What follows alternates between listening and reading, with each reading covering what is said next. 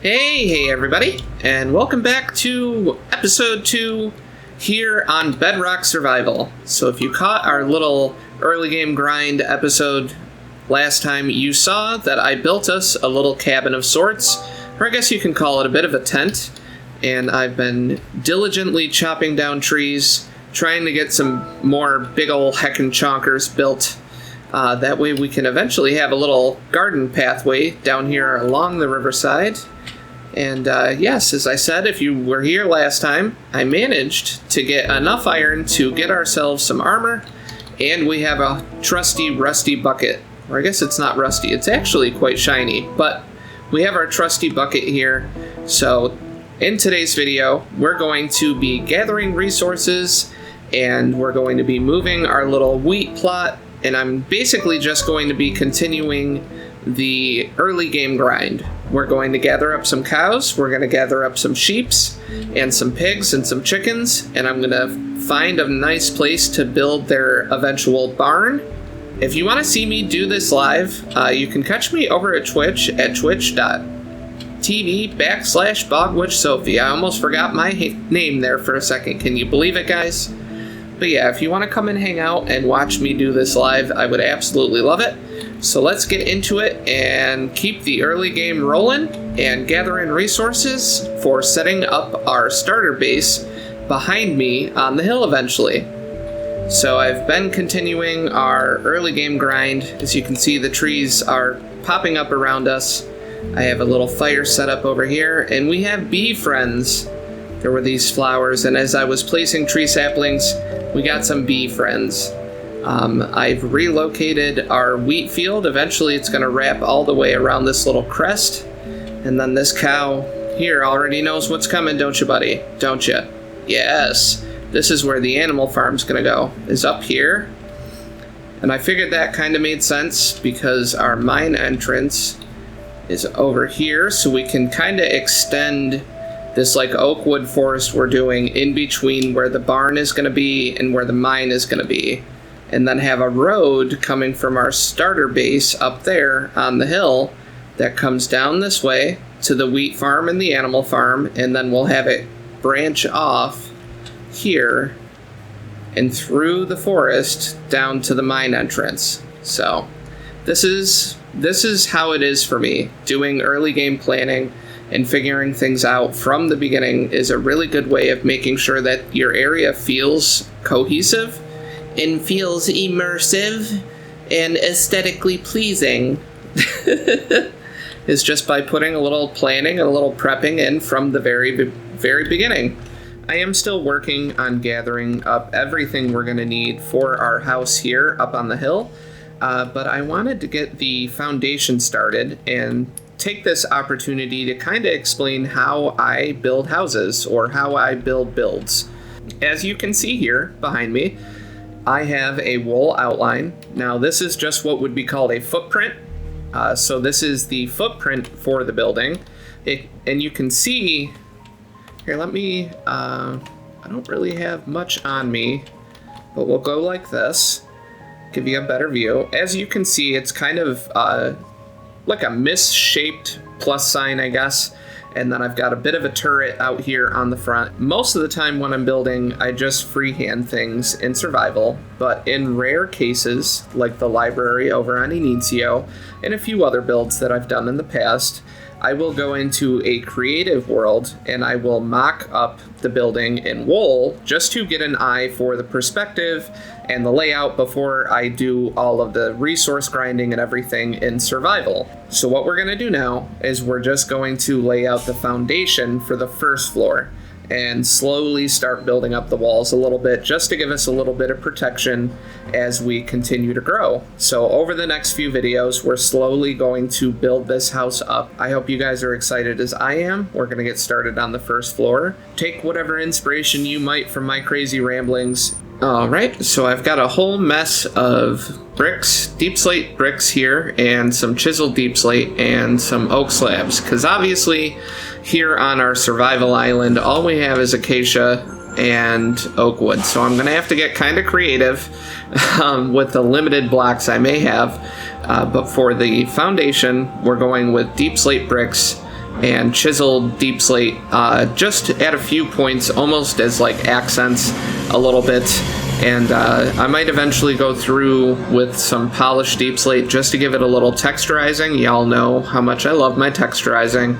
But first step is to just get the basic foundation down of just the deep slate bricks and the chiseled deep slate, and then we'll get a subfloor in with the oak slabs. Alright, so we're about to round the bend here. I just did a simple line of deep slate bricks, and then we're gonna go around real quick and kind of go like this. So I'm gonna take out this one and that one,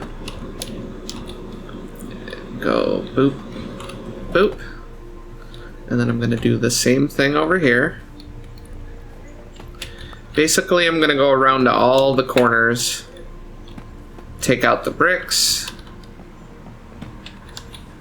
and replace them with chiseled deep slate. Just like that. Even just starting out as like a builder and doing little things like this is going to help you tremendously with feeling like your builds are gaining more life. Because a lot of the flatness that we feel when we're playing Minecraft, when we look at buildings that are maybe just all deep slate bricks or all cobblestone or all, insert block here, a lot of that flatness comes from a lack of variation in texture and in color. Alright, I'm going to knock out the rest of this wool and start laying in the subfloor, and we will talk a little bit about window placement and door placement and work on the porch a little bit. And just like that, we have the entire subfloor in on the first floor, and we have our door location already picked out. Alrighty, so I have some more oak wood here in my hotbar and some more slabs and some more deep slate bricks. And our next step is to mock up the windows on the first floor and start laying out the foundation for the porch. So one of the things I notice a lot of people struggling with when it comes to builds is where exactly to put windows and where not to put windows. A lot of the time when you're a newer builder, you just kind of haphazardly throw windows in on every single wall and every single location and just kind of hope that what you're doing is going to work out the way you want it to work out. And sometimes it makes a lot more sense to kind of take a smarter approach to your window layout. Because if you put a little more time and a little more effort and a little more forethought into where you're placing your blocks and where exactly you want your windows, you'll start to notice that your builds start to look a little bit more put together and a little less haphazard. So like back here in this back section of the building, this is going to be where our kitchen is. So realistically, we're not going to want windows in every single location because what we're going to want to consider is where are we going to put our cooking area. Because wherever your cooking area is, you're really not going to have any windows because that's primarily where your chimney is going to be. So on the exterior of the build, you can add in a chimney to give it more life, and then that also helps break up the windows, or break up the walls rather, instead of just throwing in windows haphazardly. I hope this is making sense, because I'm trying to make sense. Alright, so you can see I have some of the windows mocked up here, and yes, I still have windows pretty spread out, but this is supposed to be a Victorian build. I know that in older Victorian homes there would tend to be maybe a little more windows because they didn't have electric power quite at that point, or they had gas powered lights, so they relied heavily on sunlight. So I do kind of have more windows here than I normally would, but you will notice that there are key points in the build where I have less windows. Like right here, we're going to have the stairwell here in the front. So we'll have the stairs start here in front of the window and go up. And then back here is where we're going to have the kitchen area. And that's obviously going to have more wall space so we can have cupboards and things like that. And it's going to have a nice big chimney and a nice big cooking area here in the corner. And then over on this side where we have a lot of windows, This is actually going to be our enchanting room, so I'm going to mock it up to look like a library. Now that I have that all done, we need to start figuring out the porch, because I have a rough idea of what I want to do. It's just about making sure that I have everything placed out the way it should be. Alright, so I want the corner of the porch to match up perfectly with the corner of the house. And the reason that is because I want the porch roof to be half slabs going at a gradual incline. And if I do the corner of the porch here exactly perfect with the corner there, it should give us a nice sharp edge with the corner of the building, because this is going to be pretty tall. Our house is going to have 3 floors, and the turret's going to have like 3.5 floors, and then we'll have a basement eventually too. So we're going to have plenty of room. Second floor is going to be mostly for storage, and I'm planning on sticking some villagers up in the 3rd floor in the future when we get things like mending and all that nonsense going. Because this porch on the front is going to have what's called a traditional gable roof. So like the traditional, almost like triangle roof, or like a pointed roof that you see on most houses. And it's going to add a little bit of definition. And then once we're done putting in the floor for the porch, I'm going to go through and bring the exterior walls of the 1st floor up to the ceiling height, and then we're going to start mocking up the interior walls a little bit. Considering I cleared the entire acacia side of the island of all the acacia, now I'm just kind of waiting on oak wood.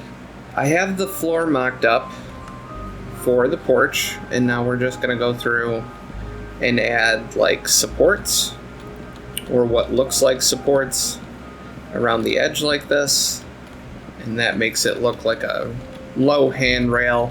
We could go through, if we really wanted to, with some trapdoors above these to give it even more of like a banister look, and that would look like this. Because I want to show you guys what I'm talking about.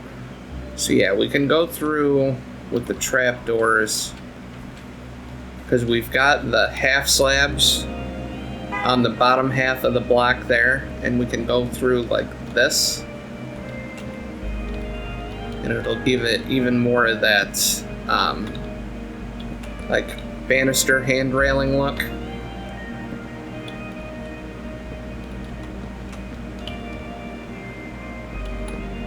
There we go. I kind of like that. Just like that, we got the base of our porch in and our supporting columns in, and now all we have to do is sit here and place block after block of deep slate and get the walls up. Be right back, lickety-split. Alrighty everybody, so after a couple more hours of tirelessly grinding out acacia and oak wood, we have the interior floor layout set up for the 1st floor. So let's take a quick look at what my future plans for the area is going to be. Alrighty, so we've got the main door over here, and then I'm going to make like a little sitting area, little like flower room over here. This is probably where I'm going to put like, it's going to look kind of like a little office with like a little desk and maybe some little bookshelves and little, shelves up on the walls and stuff like that.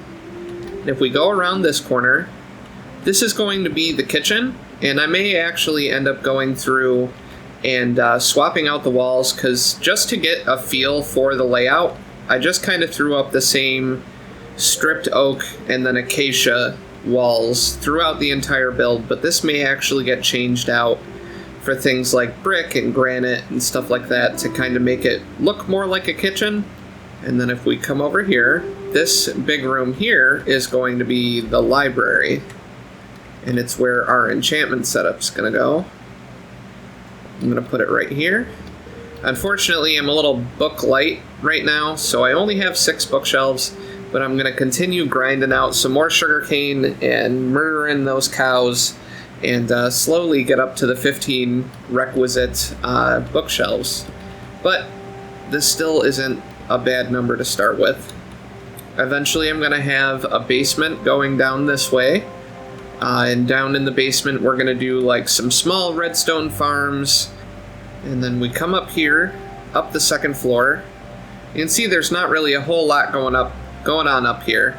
As you can see, this entire house is a bit of a grind, but it's going to look amazing. We're slowly going to continue working on it together in videos and on stream.